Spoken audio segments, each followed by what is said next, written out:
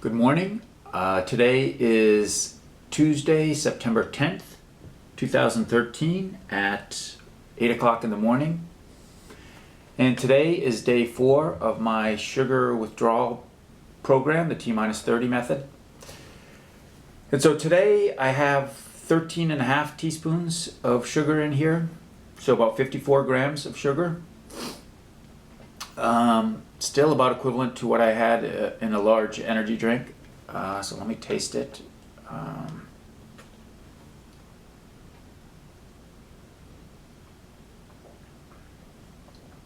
So the drinks are still really sweet.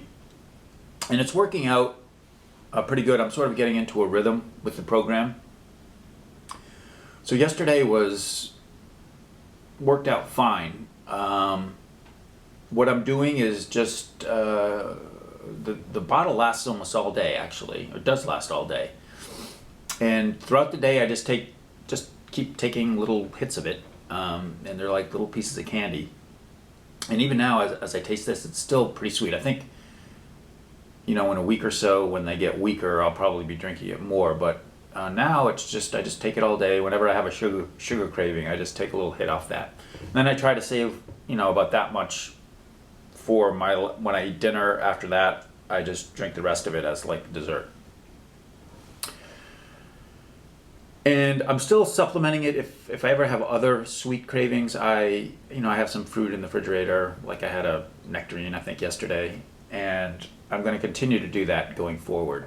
Also, when I hit, the recommended daily amount of sugar is 9 teaspoons. So once I hit 9 teaspoons and below, I'm definitely going to be replacing it with fruit. So I'm thinking I'm just going to be eating a lot of fruit as time goes on. Because I don't want to cut out sugar entirely. I just want to cut out added refined sugar is what this is all about. So I feel fine. I also noticed that my sleep is getting a little better, I think. I'm sleeping longer. So I don't know if that's related to this or not.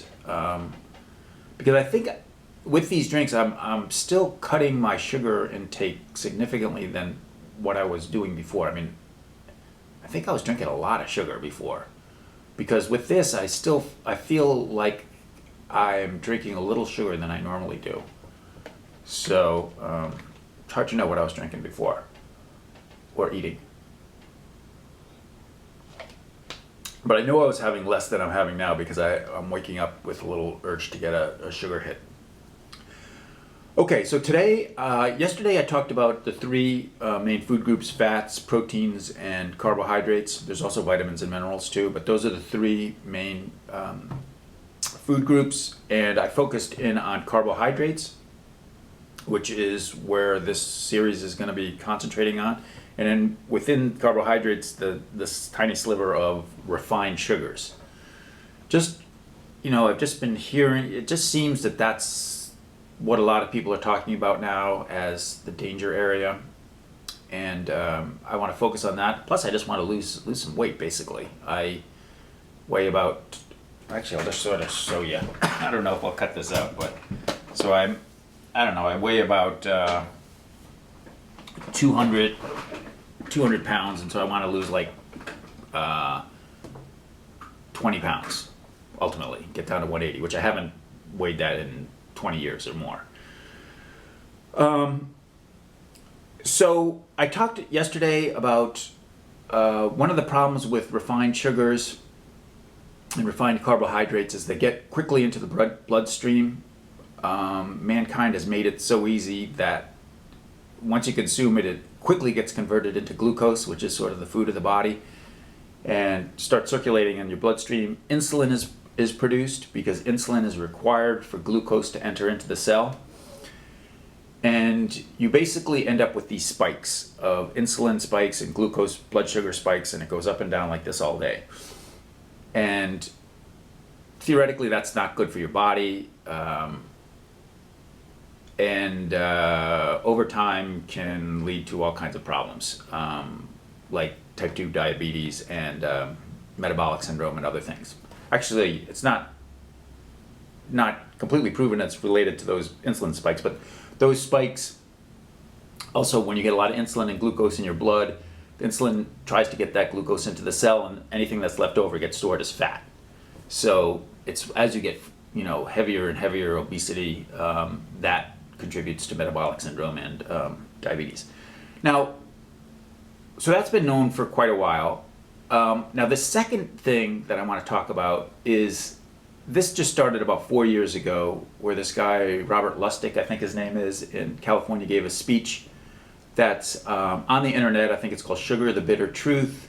It's a long speech. It's sort of like an academic speech, but it's got over 3 million hits, which is a lot of hits on YouTube for something that's sort of an academic kind of speech and long and sort of, technical.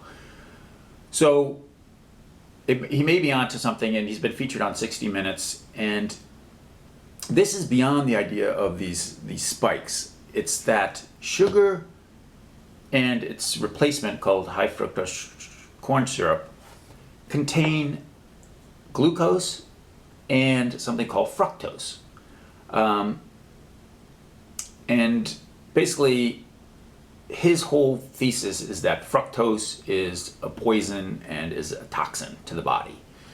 And so that's basically the essence of his thesis, that these refined sugars contain fructose, and fructose is dangerous. The reason is that fructose is not metabolized by the body in the same way glucose is, although they're both simple sugars.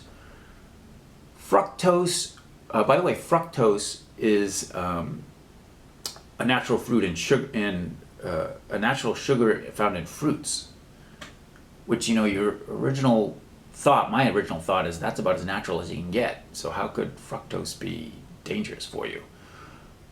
So I'll come back to that later.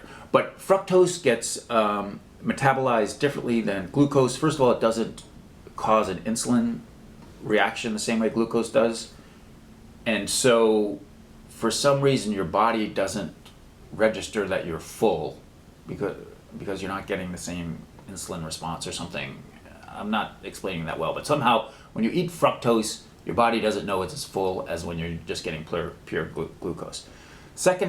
Secondarily, so you'll eat more than you normally would. Secondarily, it doesn't get metabolized. It doesn't go into the cells the way glucose does, but sort of just goes into the liver and just gets stored immediately as fat. So fructose equals fat, basically, almost directly. I think there are some other things about it, but basically fructose is bad. It's a poison. It's not a good sugar to have in your body. And let me take a little bit of hit of this.